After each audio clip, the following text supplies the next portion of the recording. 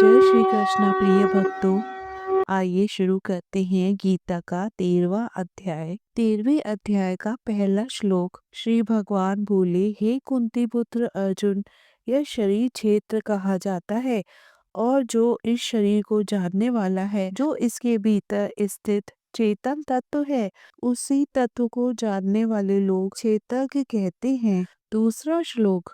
हे अर्जुन, यह शरीर एक क्षेत्र है और उस शरीर के भीतर जो जानने वाला, समझने वाला और अनुभव करने वाला है, वही क्षेत्रज्ञ है। तुम यह जान लो कि सभी क्षेत्रों में रहने वाला यह क्षेत्रज्ञ मैं ही हूँ। क्षेत्र और क्षेत्रज्ञ को अलग अलग पहचान लेना और दोनों के संबंध को समझ लेना ही सच्चा ज्ञान है, ऐसा मेरा मत है। तीसरा श्लोक। श्री भगवान कहते हैं, अब मैं तुम्हें संक्षेप में यह बताऊंगा कि वह क्षेत्र क्या है, उसका स्वरूप कैसा है, उसमें कौन कौन से परिवर्तन होते हैं, वह किस कारण से उत्पन्न हुआ है और उस क्षेत्र का स्वामी क्षेत्र के कौन है तथा उसकी शक्ति क्या है। इन सब बातों को तुम ध्यान पूर्वक सुनो। चौथा श्लोक। श्री भगवान कहते हैं, हे अर्जुन, क्षेत्र और क्षेत्रज्ञ का यह ज्ञान अनेक ऋषियों द्वारा अलग अलग प्रकार से बताया गया है। वेदों के विभिन्न छंदों में इसका वर्णन हुआ है और ब्रह्म सूत्रों में भी तर्क और कारण के साथ इसे निश्चित रूप से समझाया गया है। पांचवा श्लोक। श्री भगवान कहते हैं, यह क्षेत्र इन तत्वों से मिलकर बना है। पांच भूतों पृथ्वी, जल, अग्नि, वायु, आकाश, अहंकार, बुद्धि और अव्यक्त प्रकृति। इसके साथ 10 इंद्रियां, 5 ज्ञान इंद्रियां और 5 कर्म इंद्रियां तथा इंद्रियों के 5 विषय रूप, रस, गंध, शब्द और स्पर्श भी इसी क्षेत्र के अंतर्गत आते हैं। छठा श्लोक। इच्छा और द्वेष, सुख और दुख, शरीर का संघात, चेतना और धारण शक्ति, ये सभी भी क्षेत्र के ही रूप है। इस प्रकार जो कुछ परिवर्तनशील है, वह सब मिलकर क्षेत्र कहलाता है, ऐसा संक्षेप में कहा गया है। श्री भगवान कहते हैं, सच्चा ज्ञान यह है कि मनुष्य में घमंड न हो, दिखावा न हो, किसी को कष्ट न पहुंचाए, सहनशील हो, मन वचन कर्म से सरल और सच्चा हो, गुरुजनों का आदर सेवा करे, भीतर बाहर से शुद्ध रहे, मन को स्थिर रखे और अपने मन इंद्रियों को नियंत्रण में रखे। आठवां श्लोक। श्री भगवान कहते हैं, इंद्रियों के विषय से अधिक आसक्ति न रखना, अपने भीतर मैं और मेरा का अहंकार न होने देना तथा जन्म, मृत्यु, बुढ़ापा और रोग, इनसे होने वाले दुखों को बार बार समझना और याद रखना भी सच्चे ज्ञान के लक्षण हैं। अर्थात व्यक्ति हमेशा यह जागरूक रहे कि जीवन में यह दुख आते जाते रहते हैं और उनका मरणासन या स्थायी स्वरूप नहीं है। यह समझना और सचेत रहना ही ज्ञान और वैराग का परिचायक है। नवा श्लोक। श्री भगवान कहते हैं, सच्चे ज्ञान का लक्षण यह है कि मनुष्य पुत्र, पत्नी, घर और परिवार से प्रेम तो रखे, पर उनमें अत्यधिक आसक्ति न बनाए। जीवन में अनुकूल या प्रतिकूल जैसी भी परिस्थितियां आए, उनमें उसका मन सदा संतुलित और स्थिर बना रहे, न अधिक हर्षित हो और न अधिक व्यथित। 10वां श्लोक। श्री भगवान कहते हैं कि मनुष्य मुझ में एक निष्ठ और स्थिर भक्ति रखे, जिसकी आस्था कभी विचलित न हो, उसे शांत और एकांत वातावरण प्रिय लगे, जहाँ मन सहज रूप से स्थिर हो सके और अनावश्यक मेल जोल में अधिक आसक्ति न रखे। 11वां श्लोक। श्री भगवान कहते हैं, आत्मज्ञान के विषय में निरंतर मन लगाना और जीवन के वास्तविक सत्य को समझने का प्रयास करते रहना ही सच्चा ज्ञान है। इसके विपरीत जो कुछ भी है, उसे अज्ञान कहा गया है। 12वां श्लोक। श्री भगवान कहते हैं, अब मैं उस जानने योग्य परम तत्व के विषय में बता रहा हूँ, जिसे जान लेने पर मनुष्य अमृत का अनुभव करता है। वह परम ब्रह्म न तो किसी से उत्पन्न हुआ है और न उसका कोई अंत है। उसे न पूरी तरह सत्य कहा जा सकता है, न असत्य। वह इन दोनों अवस्थाओं से परे, शाश्वत और अविनाशी है। 13वां श्लोक श्री भगवान कहते हैं, वह परम तत्व सब और हाथ पैर वाला है, सब और उसकी आंखें, सिर और मुख है। वह संसार में सब और सुनने वाला है और सब कुछ को अपने भीतर समेटकर सर्वत्र व्याप्त होकर स्थित है। 14वां श्लोक श्री भगवान कहते हैं, वह परम तत्व सभी इंद्रियों के गुणों का अनुभव कराने वाला है, फिर भी स्वयं इंद्रियों से रहित है। वह किसी से आसक्त नहीं है, फिर भी सबका पालन करने वाला। वह गुणों से परे है, लेकिन गुणों का अनुभव भी वही कराता है। 15वां श्लोक श्री भगवान कहते हैं, वह परम तत्व सभी प्राणियों के बाहर भी है और भीतर भी। वह स्थिर भी है और गतिशील भी। वह अत्यंत सूक्ष्म होने के कारण साधारण बुद्धि से समझ में नहीं आता। वह दूर प्रतीत होता है, फिर भी वही सबसे निकट है। 16वां श्लोक श्री भगवान कहते हैं, वह परम तत्व सभी प्राणियों में अविभाजित रूप से विद्यमान है, फिर भी अलग अलग शरीरों में स्थित होने के कारण विभक्त सा प्रतीत होता है। वही सभी प्राणियों का पालन करने वाला विष्णु स्वरूप है। वही समय आने पर सबका संहार करने वाला है और वही सबकी उत्पत्ति और विस्तार करने वाला है। इस प्रकार उस परम तत्व को जानने योग्य समझो। 17वां श्लोक श्री भगवान कहते हैं, वह परम तत्व सभी ज्योतियों का भी प्रकाश है और अज्ञान रूपी अंधकार से परे है। वही ज्ञान है, वही जानने योग्य है और वही ज्ञान के द्वारा प्राप्त होने वाला है। वह प्रत्येक प्राणी के हृदय में स्थित है। 18वां श्लोक श्री भगवान कहते हैं, इस प्रकार मैंने संक्षेप में क्षेत्र, ज्ञान और ज्ञेय का वर्णन कर दिया है। जो भक्त इन बातों को सही रूप से समझ लेता है, वह मेरे स्वरूप को प्राप्त होता है और मुझ में स्थित हो जाता है।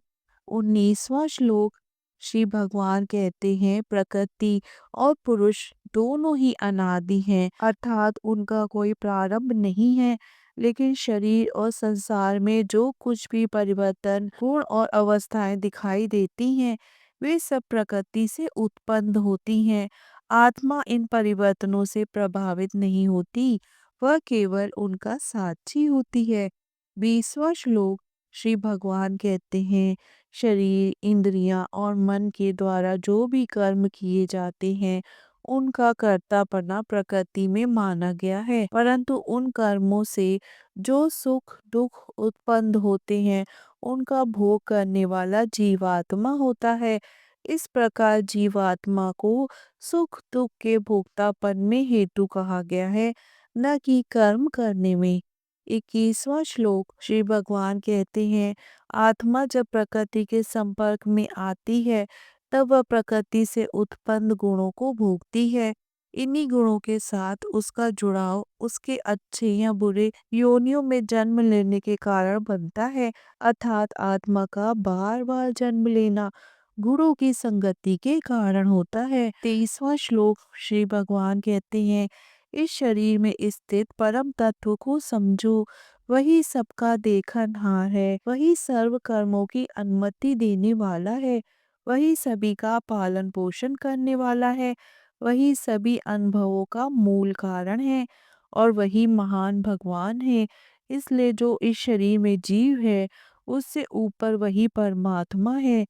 वह सब जगह मौजूद है और सबका वास्तविक अधिकारी है।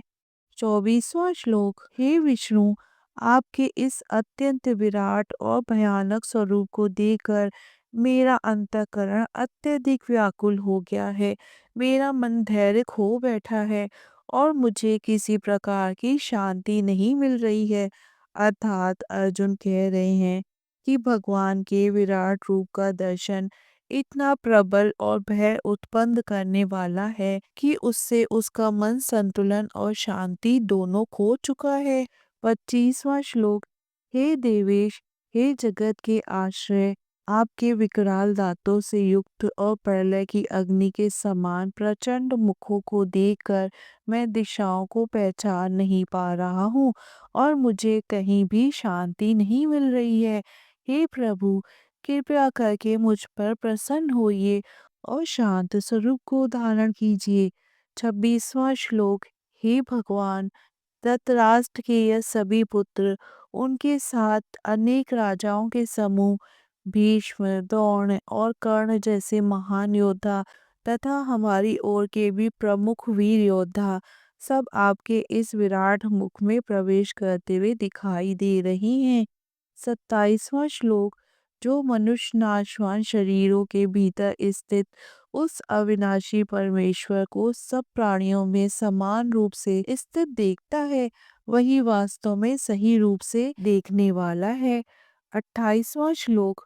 जो पुरुष सब स्थानों पर और सब प्राणियों में उसी एक परमेश्वर को समान रूप से स्थित देखता है, वह अपने ही द्वारा अपने आत्म स्वरूप का नाश नहीं करता। ऐसा समदृष्टि वाला मनुष्य किसी भी जीव के प्रति हिंसा, द्वेष या तिरस्कार नहीं रखता। इस प्रकार जब मनुष्य सभी में एक ही आत्म तत्व और परम सत्ता का दर्शन करता है, तब उसका आचरण स्वतः शुद्ध और करुणामय हो जाता है। इसी सम्यक ज्ञान और समभाव के कारण वह अंततः परम गति अर्थात मोक्ष को प्राप्त होता है। 29वां श्लोक। जो मनुष्य यह ठीक प्रकार से समझ लेता है कि सभी कर्म वास्तव में प्रकृति के गुणों द्वारा ही किए जा रहे हैं और आत्मा स्वयं करता नहीं है, वही सच्चा ज्ञानी है। ऐसा व्यक्ति यह जान लेता है कि आत्मा केवल साक्षी है, कर्मों से असंग रहती है और उनमें वास्तविक रूप से कार्य करने वाली नहीं है। 30वां श्लोक। जब मनुष्य यह देखता है कि सभी प्राणियों की भिन्न भिन्न अवस्थाएं और रूप एक ही परम तत्व में स्थित है और वहीं से उसका विस्तार हुआ है, तब वह ब्रह्म स्वरूप को प्राप्त हो जाता है। 31वां श्लोक। यह परमात्मा न तो किसी से उत्पन्न हुआ है और न ही किसी गुण से बंधा हुआ है, इसलिए यह अविनाशी है। हे अर्जुन, यह आत्मा शरीर में स्थित होकर भी न तो कोई कर्म करती है और न ही कर्मों से प्रभावित होती है। शरीर के द्वारा होने वाले सभी कार्य आत्मा से भिन्न स्तर पर होते हैं। आत्मा केवल साक्षी रूप में स्थित रहती है। 32वां श्लोक।